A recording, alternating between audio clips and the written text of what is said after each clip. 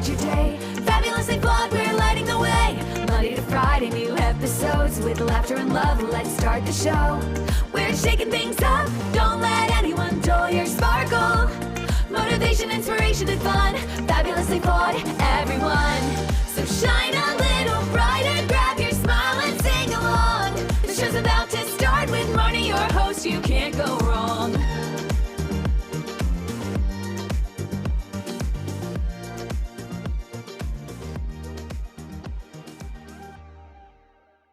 Hey, Fabulously Flawed friends. Welcome to Fabulously Flawed. I'm your host, Marni, also the birthday girl. Today is my birthday. I am 56 today. Whoop. And I have never been happier, actually, to get older, because the amount of wisdom and knowledge and lessons, I have a chunk and trunkfuls of so much that I'm able to share and inspire all of you. So it's been a hurdle getting here, but whoosh, I did it. So yay me, and yay everybody else that made it to just even waking up today. So today's episode, every Monday I do Motivational Monday, and I am going to call it my birthday episode, but also Magic from Tragic, because you can live a happy life filled with blessings that you right now may not seem possible.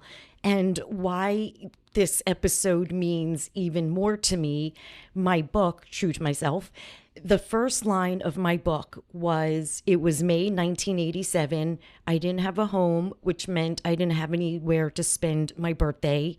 We had just been, that was the first line. But to summarize, my mother and I were kicked out of the apartment, the beautiful apartment we were living in, because of her drug addiction, her crack addiction. And I was then, a few days later, physically removed from my car, thrown out, and it drove away with all my belongings. And I was on I-95 in Hollywood Boulevard at a gas station. And at that moment, look, I had trauma before that. But that moment, watching my life and screaming like motherfuckers at the top of my lungs and in shock, I don't know if I ever really recovered from that, to be honest with you. Nobody ever talked about therapy. That's why I preach so much, because in my years in the 80s and 90s and till present day, I needed to know about therapy and something was wrong with me, but nobody talked about it. If I had the resources and the knowledge that people talked about today, I might not have lived my entire 39 years later to the day as pretty much a trauma unhealed walking panic attack. I mean, I never healed from that. And nobody ever talked about, let's go talk to Dr. So-and-so here. If you're feeling, if you're feeling inner sadness, whatever's going on, you can reach out. There's help for you. You're not alone. I never heard that. I had to fall apart so many times as the years went on and the years went on.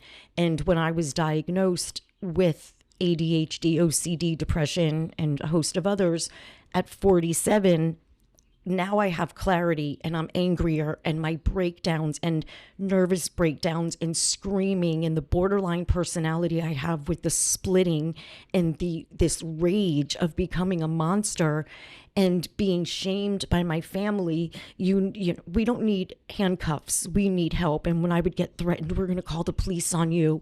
And I hear myself saying that today in my family. It's just mind blowing because of the amount of knowledge I have learned on my healing journey this past 7 years, what I've taught them, what other people have learned, that we are human beings.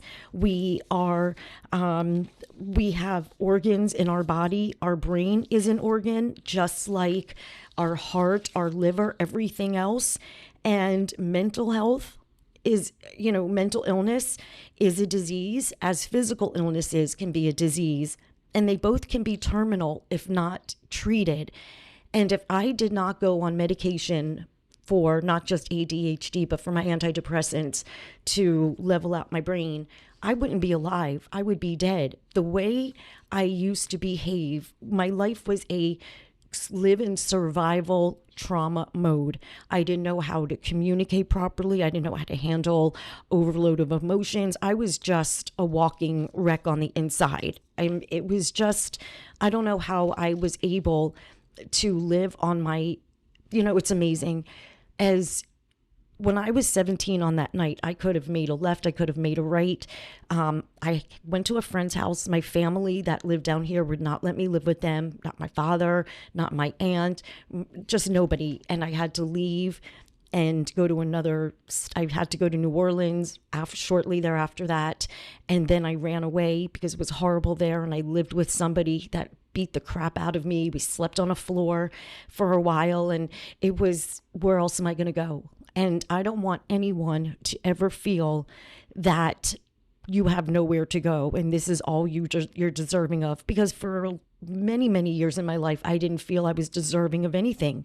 I felt like, okay, I have room and board with my husband. I mean, it was just ridiculous how I used to think I don't want to, I just need a place to live, because I had been my life thrown out. And I say thrown out, evicted, couldn't afford to pay, even as a child with my mother, moving around multiple times. So I never had stability. So the unhealed trauma, the emotions that I had all over the place, not knowing how, the overwhelm I would get just from being around people, the shaking I used to do and the trembling and not thinking I was good enough. I was a friggin' wreck. And then in 2021 was really my breaking point, where I was, the suicidal ideation was there. The 988 was not there yet. And I guess the point I'm trying to make is that healing and happiness is there, because 2021 May, my birthday, I was not so happy. I was alone in another city by myself. My children were mad at me. I was divorced. It was the scariest time of my life, and also being diagnosed with chronic lymphocytic leukemia a year after my mental health diagnosis. So I live with chronic lymphocytic leukemia. That's a physical illness. But you know what? The mental illness I live with, and if I didn't get that fixed and go on medication for my brain, I would be dead. And that would kill me quicker than any physical illness would have. The leukemia, I am not on treatment. In 2021, the spring, right before my birthday, my lymph nodes looked like 2 tennis balls underneath my chin. They were so huge that I was diagnosed with stage 1 leukemia, chronic lymphocytic leukemia, and they said treatment would be needed. And then miraculously, it shrunk. And then I moved back to South Florida and went back to my original doctor, who's like, no, you're on watch and wait. So what I do is every 4 months, I go and get blood work to monitor it. And I'm not trying to be morbid, but with chronic lymphocytic leukemia, what I have, you don't die from it, you will die with it. But I am also more susceptible to other cancers. So I live my life taking care of my mental health and my physical health. And I'm getting emotional because at one time I did not want to be here. And to think that if I had given up, I wouldn't be in this happy place, my family, and what I think I would have done to everyone around me. So you guys have to keep going. When I tell you life has been shitty, yes, for so many of us right now, the hatred and anger so many of us are feeling, a lot of us have never felt this way before. But if you allow yourself to keep stuff suppressed within you, God forbid, you're so susceptible to an autoimmune disorder like I was. I know my chronic lymphocytic leukemia came from never healing myself from the trauma. And let me tell you, when I was 17 that night, that wasn't the first of my trauma. It started when I was born, basically, but when I am alert enough to know that at 8 years old, your father's gone, but we're not going to talk about it. We're going to move apartments and we're going to change our whole life, but you can't talk about it. So just know that basically, if I would have, what my mother was trying to say is that, so for the rest of your life, you're going to have daddy issues because your father left. We're not telling you why. He had gone to jail for insurance fraud. But in your 8-year-old mind, you were abandoned the first time, and that's going to fuck you up because nobody ever thought to talk about it, is really where my trauma started. So I have never felt worthy or loved by myself, nor would I ever, if you cannot love yourself, there is no way you will get love from anybody, because you will constantly be saying, well, why didn't you do that for me? That's something that you would want in your heart, but you can't expect other people to do certain actions or gifts or whatever it may be to let you feel loved. It has to come from within. You have to know, I'm going to communicate properly because I don't want to argue, because I love my peace and I prioritize it. I have to know that I love myself, so I'm not looking for outer validation through my husband, through compliments or time together or whatever stupid thing I might be, or whatever random thought was going on at that time. No, I can love myself now and know that when I'm with my husband and we're playing cards, I'm not sitting there thinking that he really doesn't want to be here. He doesn't really want to be here. Why is he with me? And constantly questioning everything. But when you finally put yourself first, romanticize your life, know you're deserving, we cannot help the trauma we are born into, but we can change our circumstances. We can. And all I wanted was family and stability. And because none of my blood, aunts, uncle, cousin, any of those people helped me and basically disowned me for no reason. I mean, seriously, my cousin Evan called me and was like, I read your book and I don't even know why I stopped talking to you.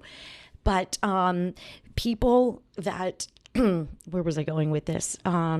Okay, I got so emo that I forgot where I was going. People were mad at me. My own family didn't love me. Oh, so nobody loved me. How was I going to love myself? And if I went off course, I apologize. But this month is Mental Health Awareness Month, and there are different themes throughout. And this week, May 11th through the 18th, the week is just called Action. Take one step of action, one baby step towards your mental health, whether it's make a goal to go outside for 5 minutes, nothing big, just to listen to the birds chirp, or maybe set a time to to be on social media and do like a digital detox. Maybe I'm going to spend a half hour less today rather than scroll in the morning. I'm going to pass. Maybe take one action to cook yourself like a healthy meal instead of ordering out or microwaving, like something to feed your body some nourishment. And if you can, make sleep a priority. You cannot function, talk, be as alert as you can be when we're sleep deprived. And it's so hard. But if you could take a small step, maybe trying to go to bed 10 minutes earlier and work your way up, because sleep is so friggin' underrated. And be kind to yourself. Just maybe start replacing the criticism with one kind sentence about yourself. Instead of saying, oh, I'm so stupid, say, you know what? I didn't know what I was doing. Now I'll know. What we feed our brain, it doesn't know joke, not joke. It just feels, oh, I'm this, oh, I'm that. And it believes it. Our brain looks for that comfort, but we have to flip it and say, you know what? Okay, I made a mistake. I'll learn. The end. No harm done. So I loved doing this episode today because it's the first time, I think, my entire life because my birthday and Mother's Day have always been on top of each other, and I can't say either one have been happy for me, but now I'm at such a place of peace that I don't have that in my heart anymore. All I really just have love, empathy, and compassion in my heart. And I'm exhausted, guys. I've argued for so long trying to prove a point and why, I'm right and why somebody did something to hurt me. And I would go on, and all it does is drain you. It's just a deflated balloon that we don't need to waste that energy. Put that into yourself.